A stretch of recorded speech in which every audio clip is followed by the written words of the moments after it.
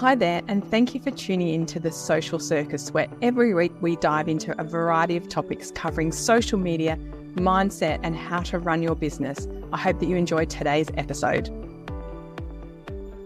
Hello, my lovely listeners, and welcome to another episode of The Social Circus. I am your host, Sarah Thompson, and each and every week I come to you with some exciting new episodes.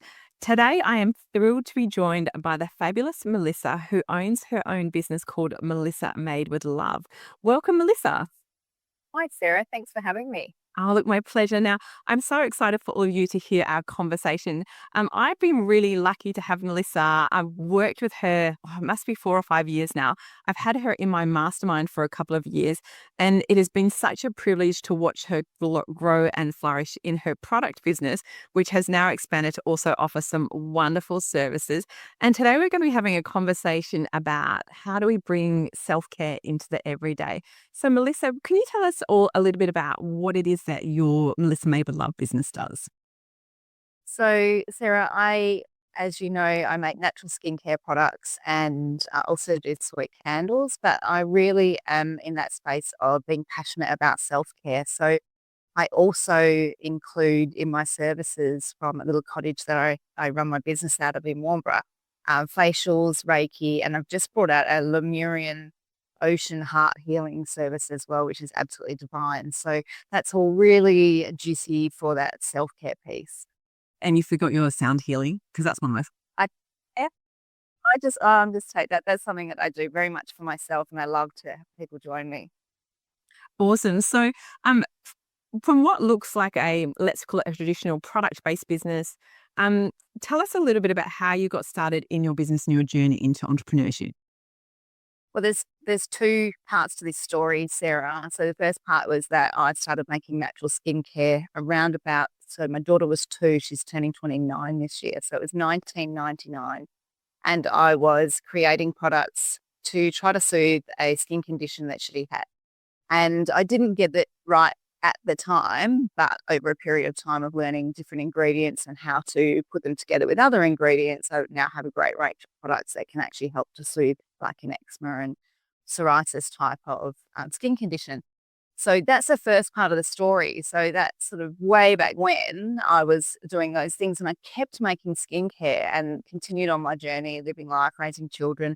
And then the next part of that really became I made a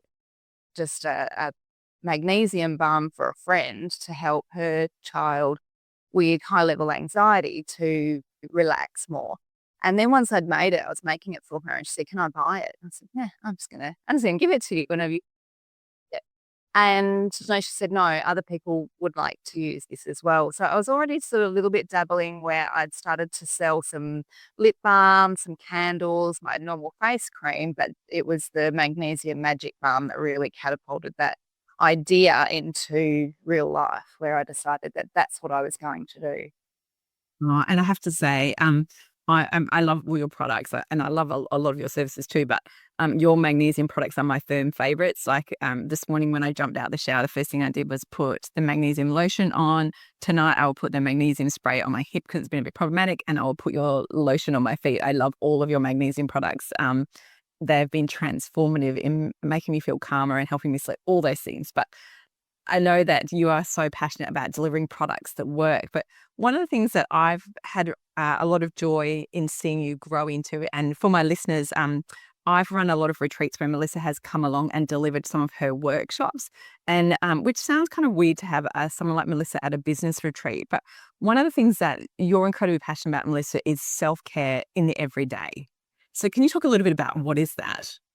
Oh, absolutely, Sarah. I think that as it's not just women, just as humans, we are so busy. And, with the modern invention of things that are supposed to make our lives easier, we actually do more and have less time for ourselves. And so I'm really passionate about finding micro moments of self care. And that can mean just as simple as, like you just said, you get out of the shower and take a moment to put lotion on. But I want to encourage people to do it mindfully, slow it down, take a breath and just have that moment for you. And it doesn't have to be long. Like we think of self care, we think, oh, it must mean that I have to go and have an hour-long massage, but I don't know where I can fit in that massage or a pamper day at a day spa. That's not what self-care is. Self-care can be stopping to have a pause, have a cup of tea, put your feet on the ground. And I really encourage people to use their skincare practices as their self-care rituals. And that is so easy to incorporate. When you're brushing your hair, slow it down. When you're brushing your teeth, slow it down. If you're putting your moisturizer on your face, slow down and give your face a massage. It will only take an extra 1 minute, 2 minutes, maybe 5 minutes. But those are the little self-care pockets of time that we get to really connect with ourselves and give ourselves the gift of care. And I love that because I think for many of us, we believe that self-care is going to a whole day spa and taking time out and going on a retreat and doing things that are actually very difficult to fit into our busy lives that are actually they're not even aspirational, they're unattainable. Like for many of us, I try and go and have a facial every 4 weeks, and I haven't had one this. I've had one this year, and it's May, and that's terrible and that's really realistic because we're busy. So, I really love what you're promoting in terms of finding moments in the everyday, and this can feel really weird to start with, can't it? Because we're so busy. We operate so much of our routines on like automatic pilot, and it's actually really hard. What you're saying sounds easy, but it's actually really hard, isn't it? It is. It's exactly that piece around really being mindful. You shower every day. So why not while you're in that shower, slow it down? It's not the end of the world to take an extra 2 minutes in the bathroom.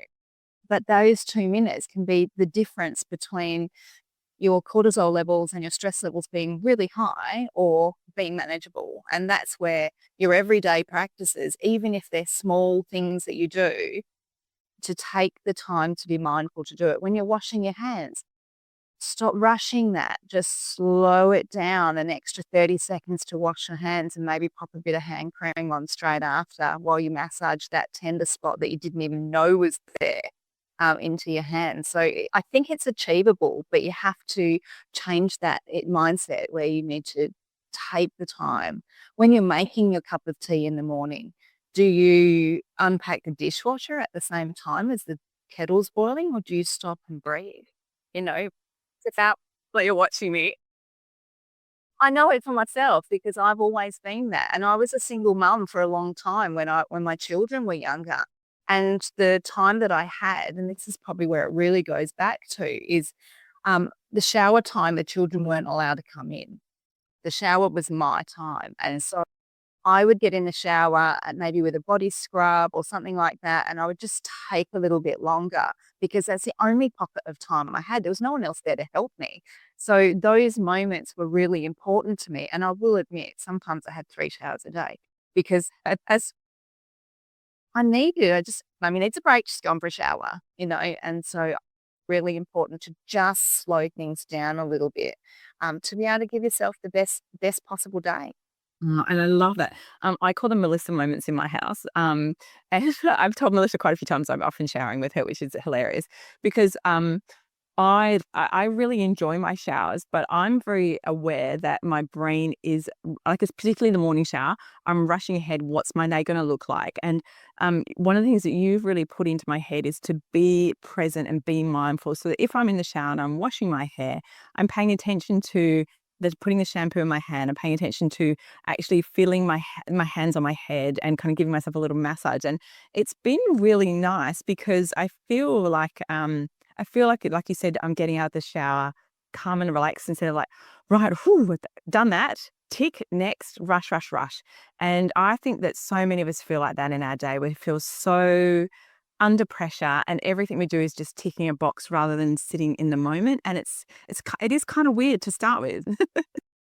Yeah, absolutely. But I love hearing stories like you're just telling me about yourself because when people tell me that, I feel like I'm making a difference, one small micro moment at a time. So I love you sharing that with me, Sarah. I will just share with you all as well because I'm sitting at my desk and apologies you can't all see this, but one of the other things Melissa says to do is to put hand cream on all the time. I have really dry skin, so I actually functionally need to use hand cream all the time. But I bought one of Melissa's hand creams, and it's a big pump one, and it sits on my desk. I'm holding it in my hand right now, and it sits right in front of me.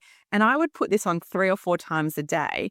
And to be fair, a lot of the times that I do it, I often do it when I'm with clients, because it allows me just to slow my thoughts down. Because often when I'm with clients, my brain starts racing. And I pop my little hand cream on, I do it under my table, and I'm like, breathe. And it reminds me to slow down and slow down my work as well. And it's been that's been a really important step for me, is to kind of it's a tiny little bit of self-care, but it's also helping me be more mindful of how I'm coaching in my business, which I think is great. I think it's improved it. That's so perfect, Sarah. I love hearing it.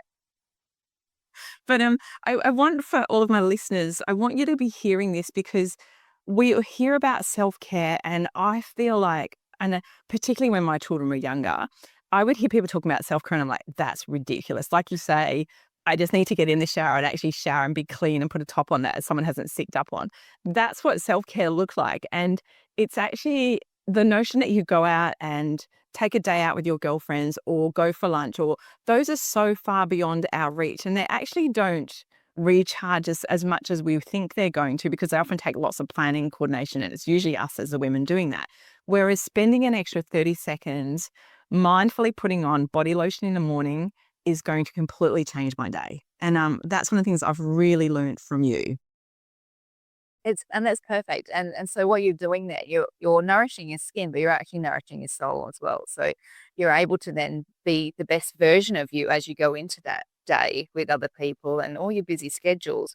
And that's what I love about the skincare routines becoming those rituals, is because it can be your first thing in the morning. Even for myself this morning, I pretty much rolled out of bed, made tea, and then hopped into the shower to really allow myself to just be in the best possible space that I can be in to go through my day. Oh, I love that. And when you use the word ritual, because I obviously, having had the privilege of being in your world for so long, I remember when you first used the word ritual, I was like, that's a weird word to use. Isn't ritual? And I again had it mentally associated with something completely different. Can you just elaborate on what do you mean by a ritual, rather than just a job and a task? Well, if it's a routine, it's something you're doing regularly all the time. When it's a ritual, you're giving it presence, and you're giving it that sacredness around that ritual. So when you're putting that hand cream on, you're doing it with love and kindness to yourself. When you're doing it as just a routine and in a hurry to get out the door, then it's just a slap and run, slapdash kind of process. So to me, the ritual is the really connecting deeply into myself. And if I'm giving myself the kindness and care that I deserve, then that's really ritualistic to me. Okay. And I love that differentiation, because I think for most of us, again, ritual is a word that we kind of go, that's a big song and dance. That's something that, again, is very separate. It's like these huge self-care activities, and a ritual is being mindful, being present. And I think we could all do with so much more of that. Is it all right if we share? Because at my retreats, when you've delivered workshops, one of the things you do is you encourage us to give another person a hand massage.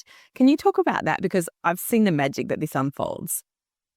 I love that when we do workshops, because when you're rubbing your own hand, you can probably let yourself escape a little bit into your mind. But when you're doing it for somebody else, you're giving your energy into someone else, but you're connecting. So you're looking at each other, you're touching each other. And so many of us, we don't actually engage in a lot of touch that's intentional either. So what I witness in those spaces, we can be in a group full of people who really don't know each other super well, and they buddy up to massage each other, and they learn things about each other that quite often are similar. And so they have this connection, they're building this rapport, and they're receiving this beautiful energy from one another. And it doesn't matter whether you're great at massage or not, it's the whole connection piece. And I've witnessed it as well, where the whole room has been so quiet and nobody's really engaged. But as soon as they connect together and they start to massage each other's hands, the room comes alive and everybody is feeling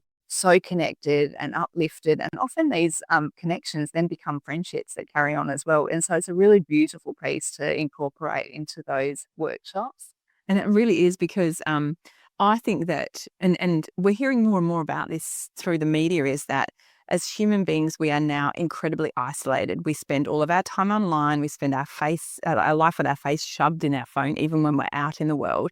And we think that scrolling is connecting us to other human beings. And actually, for thousands of years, we've been conditioned to spend time in the actual physical presence of another human being and to be touched by other human beings. And we know how important that is for our mental health. So, for anyone who's listening, please think about starting something like this as a little ritual. It can be just a little Friday night, sit down with a friend or a partner and say, hey, do you want to just give each other a little hand massage? It's not as awkward as it sounds. I absolutely promise. It's lovely, lovely, lovely.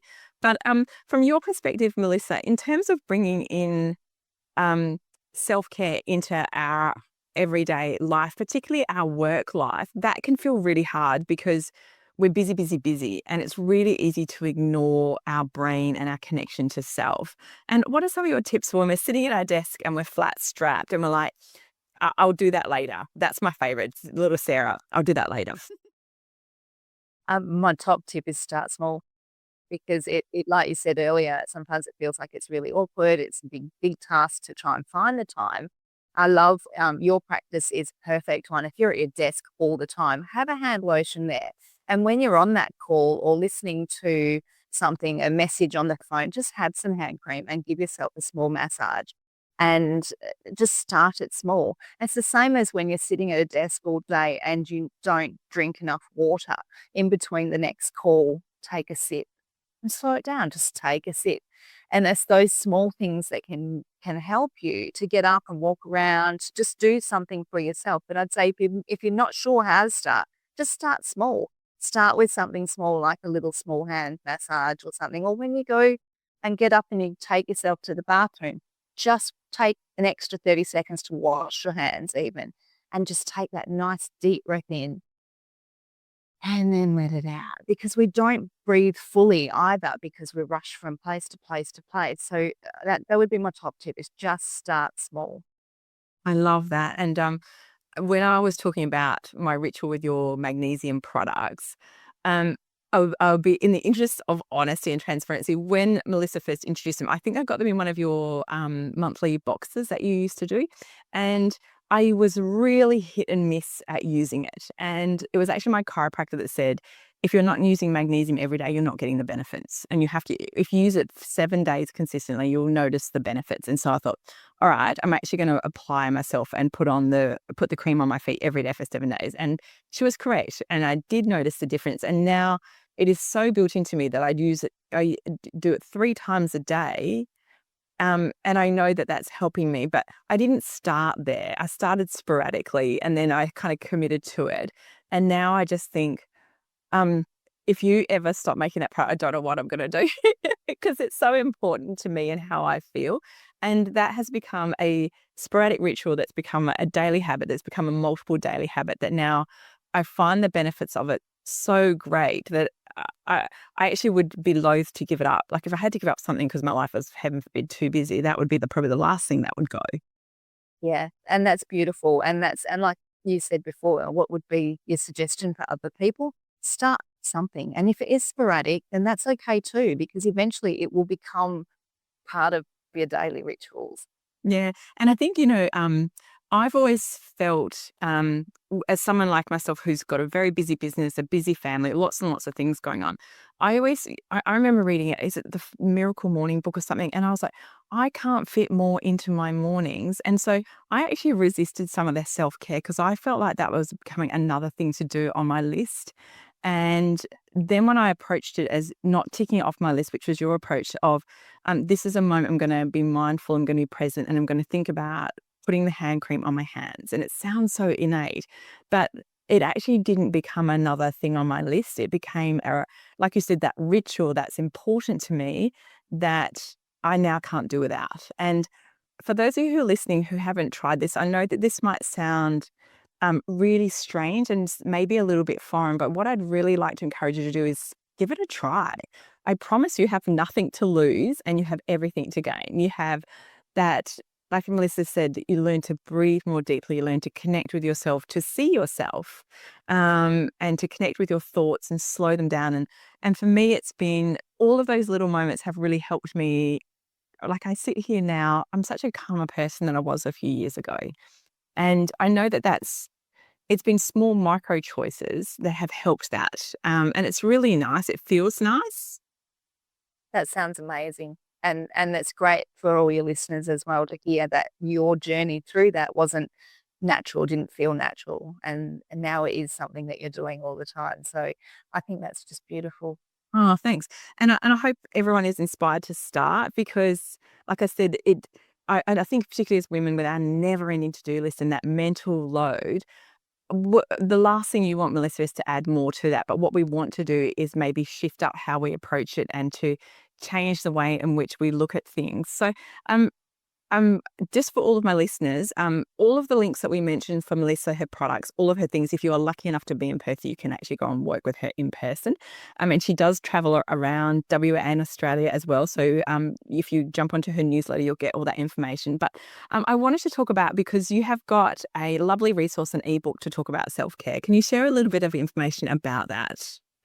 I do. Just this year, I brought out just sacred self care in 5 minutes because exactly this topic where people have said, I haven't got time for self care. Well, I challenge that. You can find 5 minutes to yourself. In fact, statistically, this is a good one. In a 24-hour day, if you only gave yourself 1 hour a day, which sounds huge, it's only 5% of your time or less than 5% of your time. So if you could break that down into 10 minutes here and 10 minutes there throughout your day to do little things for yourself, you're still not giving yourself, 50% of your time is not self-care. It's less than 5% at most that most people do. Horrendous if you think about it. So I put together, and it's very brief because I understand that nobody wants to spend half an hour to read something on how to do self-care in 5 minutes. It's got short, sharp, little things that you can do, including, how to do a little bit of self-care with your skincare products, maybe even just some particular breathing, like box breathing to just calm and regulate your nervous system.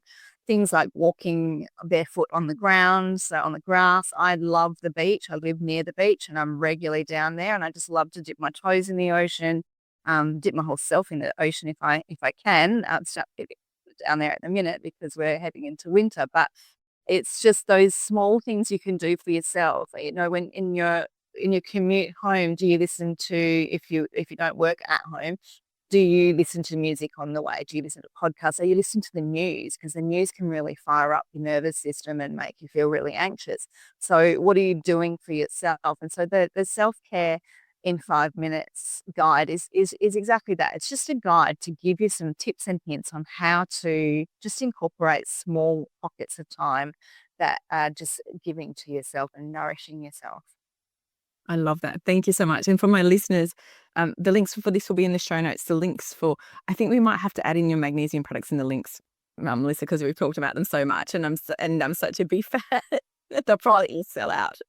And I truly believe that everybody needs magnesium. Our soil doesn't have enough magnesium in it, so we don't get enough magnesium through the foods that we're eating. And so topical magnesium doesn't have to affect your digestive tract as well. So if people are a bit sensitive with their stomach or their digestion, having topical magnesium is going straight into your skin, through into your bloodstream, and it really does help with all sorts of things, cramping, muscular aches and pains. And I love it for promoting sleep and reducing stress. So I also use it every single day, and I'll put it on if I've got a niggly ache or pain, but I also put it on my feet every single night to help me sleep better. And when I don't, which is typically when I've forgotten to take it somewhere and I'm sleeping somewhere else, I have a rubbish night's sleep. So I swear by it, and I don't think they'll be going away anytime soon, Sarah. Awesome. Oh, look, Melissa, thank you from myself and from my listeners for really generously sharing all of your self-care tips. I know that all of us can bring something into our everyday. Like you said, that 5%, it doesn't, I'm sure most of us are not doing that. So thank you very much for coming on. Thank you for sharing all of your lovely tips. It's been a lovely conversation. Oh, thank you for having me. It's such a pleasure. I absolutely love talking about how we can incorporate little bits of extra time. And it's just, yeah, it's an honor to be here. So thank you so much, Sarah, for having me. pleasure. And to all my lovely listeners, make sure you check out the show notes so you can connect with Melissa, check out her lovely ebook and her wonderful products. And just a little reminder, you can catch me the same time next week on The Social Circus. Thanks so much for tuning in to The Social Circus. As your host, Sarah Thompson, I am thrilled that you've chosen to spend your time hanging out with me. I would be so grateful if you could spare an extra moment to go and leave me a review on your favorite podcasting platform. And if you even felt more excited, you could share my podcast with your friends who you think would get great value from it. Thanks so much again for tuning in.